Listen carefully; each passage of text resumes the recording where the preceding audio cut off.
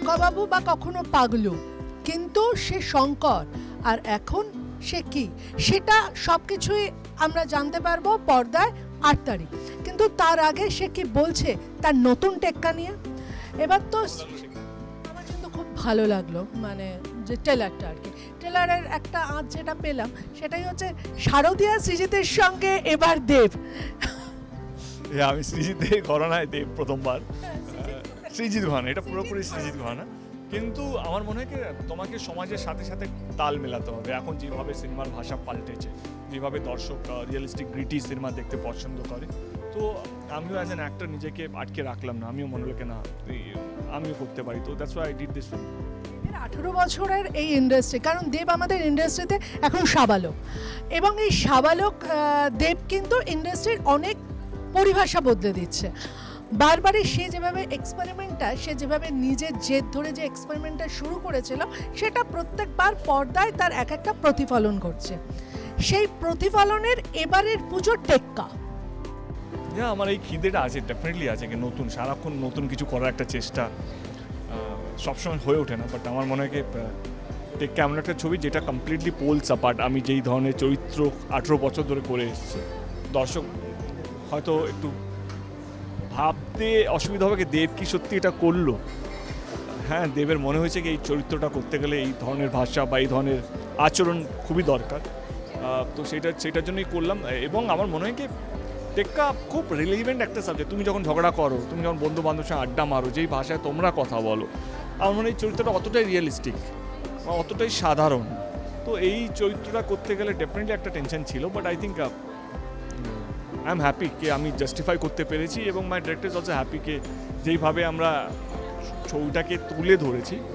অনেকের মনে হবে এই ইনসিডেন্টগুলো খুব রিলিভেন্ট আজকে আমাদের সোসাইটিতে হচ্ছে, বাট আমি বলবো কি এই ইনসিডেন্টটা, আমাদের ছবির যে ইনসিডেন্টগুলো আছে সেটা ভারতবর্ষের যে কোনো জায়গায় তুমি রাখলে তোমার মনে হবে এটা সেকেন্ডকার ইনসিডেন্ট, খুব কমন ম্যান স্টোরি। তো লেটস সি। দেব এখন কমন ম্যান? আমি সবসময় কমন ম্যান। ট্রোল এখন হয়, আগে যবে থেকে দেব এসছে, দেব নিয়ে অনেক কথা বলতো, সেটা বলতো দর্শকরা, বলে তারা পাগলু ডান্স করতো। তো এই যে ট্রোলিংটা, আজকে একটা নতুন শব্দ ট্রোলিং, কিন্তু ট্রোলিংটাকে কতটা দেবকে আরো ইমপ্রুভ করেছে, আরো চ্যালেঞ্জ নিতে, আরো চ্যালেঞ্জ নেব। ঠিকঠাক প্রশ্ন করেছো। দেবের যদি 1 পয়সাও যদি উন্নতি হয়ে থাকে, আমি পুরো ক্রেডিটটা দেবো এই ট্রোলার্সদেরকে, যারা একটা সময় সমালোচনা করতো আমাকে নিয়ে, আমার বাংলাকে নিয়ে, আমার অভিনয়কে নিয়ে। তারা যদি সেইভাবে ট্রোল যদি না করতো, সমালোচনা যদি না করতো, তাহলে আজকে আমি এই জায়গায় পৌঁছতে পারতাম না। তো আমি সত্যি হাত জোড় করে তাদেরকে ধন্যবাদ জানাবো, আমার ট্রোলার্সদেরকে, কারণ তারা যখনই আমাকে কোনো প্রশ্ন করেছে, যখনই আমাকে ডাউট করেছে, আমার মনে হলো চলো জুতোটা পরিয়ে পরিশ্রম করার টাইম এসেছে, কিছু মানুষকে ভুল প্রমাণ করার জন্য না, নিজেকে ইমপ্রুভ করার জন্য।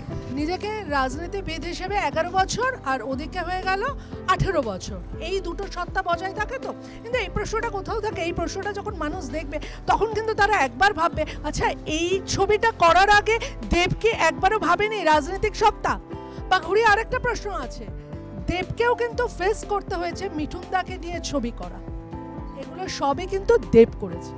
ভগবানের আশীর্বাদে, যারা দেখছেন দর্শকদের বাবা মায়ের আশীর্বাদে, যেটা আমি করতে পেরেছি, রাজনীতি থেকে সিনেমাটাকে আমি দূরে রেখেছি। এবং উল্টো দিকটাও, সিনেমার মধ্যে কোনোদিন রাজনীতি নিয়ে আসেনি। সিনেমার মধ্যে যে যাকে লেগেছে সে হয়তো অন্য দলে থাকে, তাকে নিয়ে এসেছি।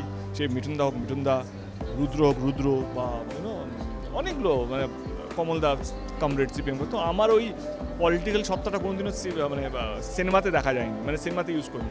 এবং যখন রাজনীতি করতে গেছি, কখনও আমি কোনো সিনেমার হিরো বা আমার যারা তাদেরকে বলিনি আমার হয়েও এসে প্রচার করে যাও, বা কোনো সিনেমা এমন কিছু করিনি যাতে আমার পলিটিক্যাল ক্যারিয়ারটা হেল্প করে। আমার যখন যা মনে হয়েছে, যাতে মানুষের কোনো অসুবিধা যাতে না হয়, সেটা ডেফিনেটলি মাথায় রেখে, কষ্ট যাতে না হয় সেটা রেখে, আমি যা মনে হয়েছে, মনে যেটা ইচ্ছে সেটা বলেছি। কখনো পক্ষে গেছে, কখনো বিপক্ষে গেছে, তাতে আমি এইটুকু বলতে পারি যে আই ট্রাইড মাই বেস্ট মানুষকে ভালো রাখা রাজনীতিতে। আই ট্রাইড মাই বেস্ট অভিনেতা সত্তা যেটা আমার বেঁচে, আমার মধ্যে যেটা আছে, যে খিদেটা, সেটাকেও জাগিয়ে রাখা এই টেক্কা মাধ্যমে সিনেমা বা বাঘা যতীনের মাধ্যমে এই সিনেমা করে। 8 অক্টোবর ছবিটা রিলিজ হচ্ছে, তো প্লিজ হলে এসে ছবিটা দেখুন। আশা করবো আপনাদের সবারই ভালো লাগবে। পুজোর অনেক অনেক অনেক শুভেচ্ছা। আমি জানি দেবযানী এটা বলবে, পুজো আপনাদের খুব ভালোভাবে কাটুক, সুস্থভাবে কাটুক, এবং টেক্কা রিলিজ হচ্ছে 8 অক্টোবর, চলে আসবে।